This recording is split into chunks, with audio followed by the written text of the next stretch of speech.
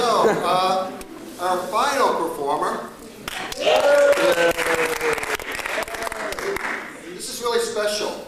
All of us, I think, I read your papers, maybe what I'm about to say. Well, okay. All of us speak English as our first language. Our next performer, English is actually his third language. So this is the first time he's attempting to do comedy in English. Keep that in mind, okay? We know him as the TA for this class, but a good friend of mine, all the way from Georgia. This is David, I never can pronounce your last name. This is David.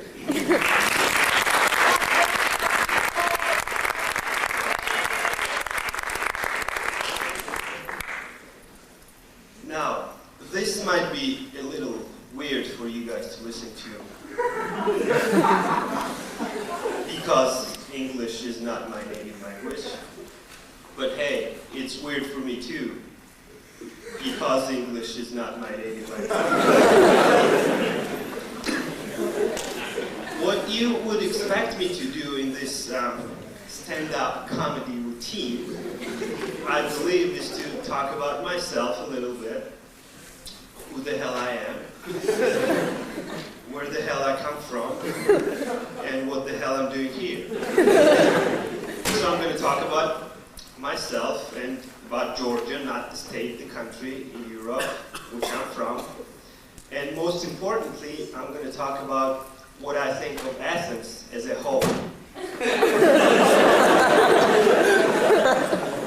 Oh, man. So I was born in Georgia, and I remember when I was a little kid, my parents didn't want me, my friends didn't want me. I was never wanted. Now the police all over the country of Georgia want me. Which explains why I'm here. Georgians have long last names, and my last name is Gogichaishvili. And I understand it's a long last name, which is hard to pronounce, and from most of the professors here at OU, I always get David Gogichaishvili whatever.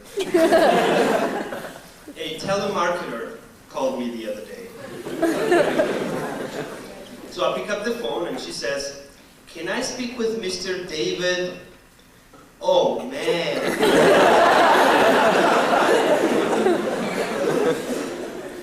I said, "Speaking," because "oh man" sounded good as a last name. So now I'm thinking of changing my last name to "oh man." Actually, I have changed my last name once. During the Soviet times, my real Russian name was David Kachukakov.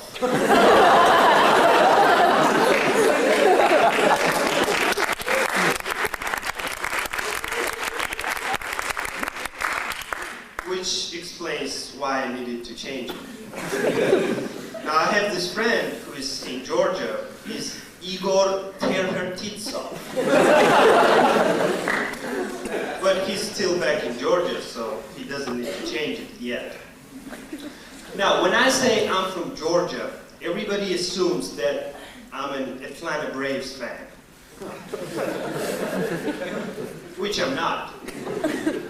Not because I'm from the other Georgia, but because they suck. Now, still, there are some things that are very similar between the two Georgias. For example, my Georgia used to be a part of the Soviet Union, well, as this Georgia used to be a part of the United States. My Georgians speak a different language from Russian. Well, as these Georgians speak a different language than English. My Georgians are quick and intelligent people. Well, as these Georgians are people.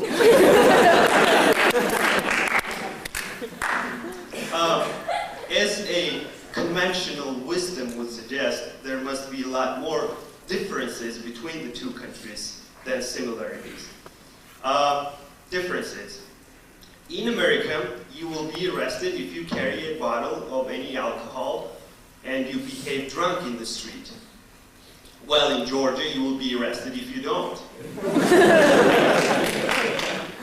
In America, you go to a bar, you meet somebody there, you get drunk with her, then you go to her place, have a drunk sex.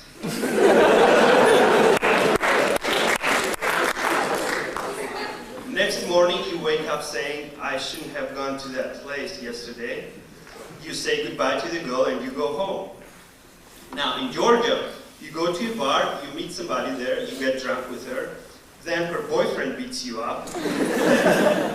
Next morning, you wake up saying, I shouldn't have gone to that place yesterday. You say goodbye to a nurse and you go home. I'm just saying there is no concept of a one-night stand in Georgia, which once again explains why I'm here.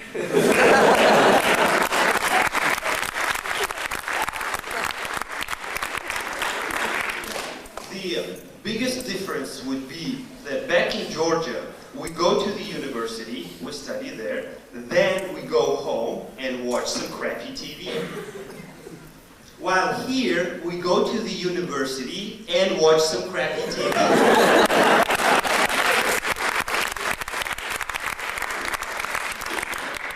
Now, there still are some things that are sort of different and sort of similar, if you know what I mean. Well, if you don't, here's some examples.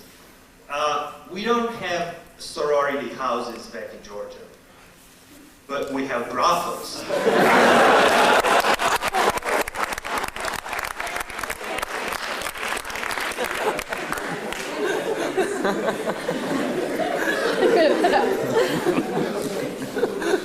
We don't have reality television shows such as Joe Millionaire and others, but we have brothels.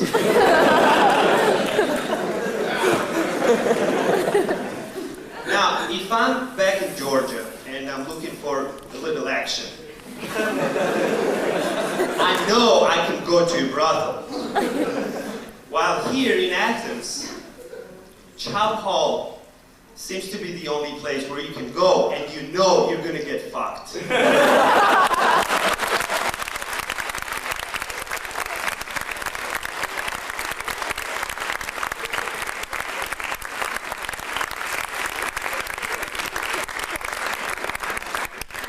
Speaking on getting fucked, let's talk about Iraq. Now, as we all know, and there is a lot of talk on it on television, America is just about to attack Iraq.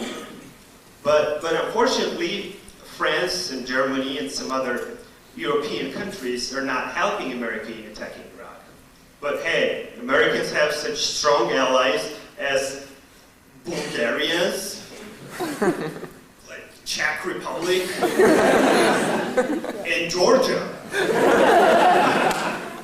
Actually, the Bush administration has asked Georgia for help with intelligence. And we knew he needed some help in that area. So now we're providing a military assistance to the United States. We're sending over both of our tanks.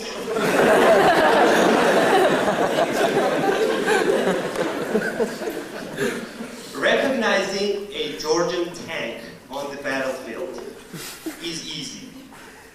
That would be the one with the backup lights. Also, we've been monitoring Saddam Hussein's terrorist television network, and here's what we found. Georgian intelligence has deciphered some television programs that can be seen on Iraqi national television. 8 o'clock, Hussein Field. 9 o'clock, Eye for an Eyewitness News. 11 o'clock, Beat the Press. 1 o'clock, whose jihad is it anyway?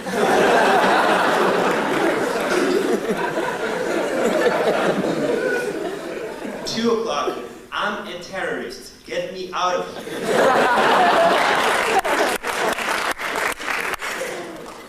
4 o'clock, Tele-Talibans.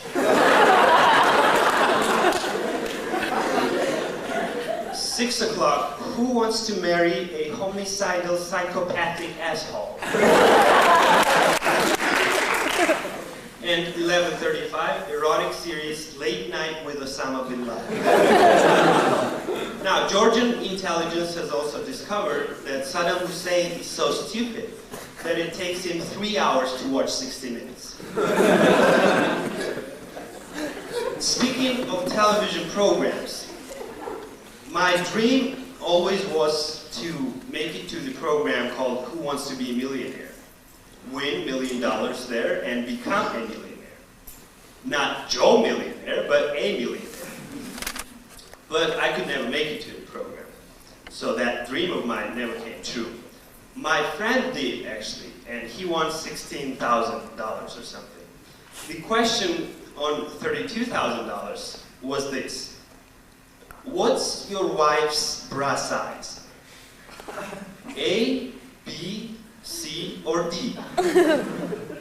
After thinking for 30 minutes, he said, you know, I think I'm gonna have to phone a friend.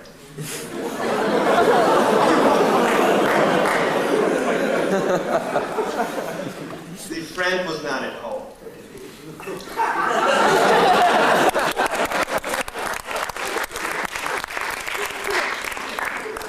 Speaking of dreams, while growing up back in Georgia, my dream always was to go to America and to study at a great American university. I wound up here instead. Now, first time when I arrived here in Athens, there were a lot of things that didn't make sense to me, and most of them still don't. For example, can anybody explain to me why there are so many handicapped parking spots in front of the Pink Center?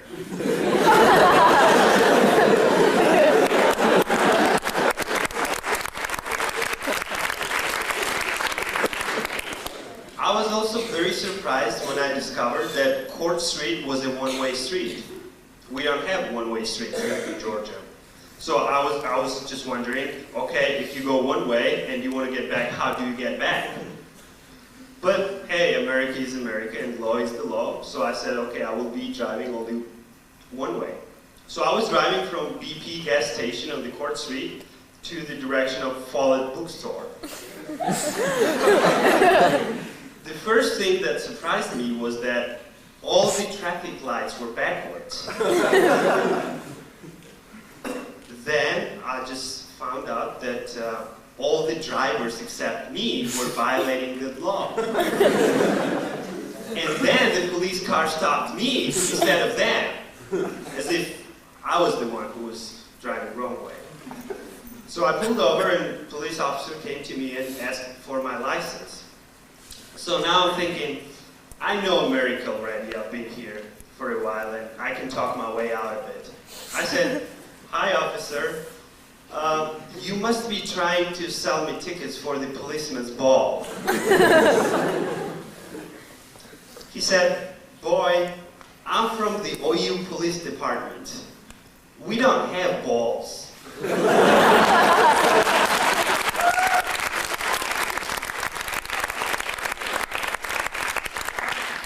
And at the end, I just wanted to offer my thought about the question that everybody in this class has. So there's this question that everybody in this class has. Here's the answer.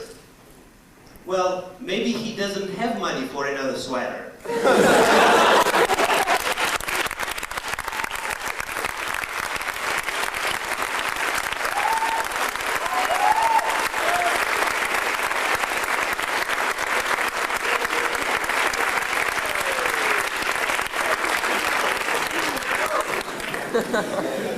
All right.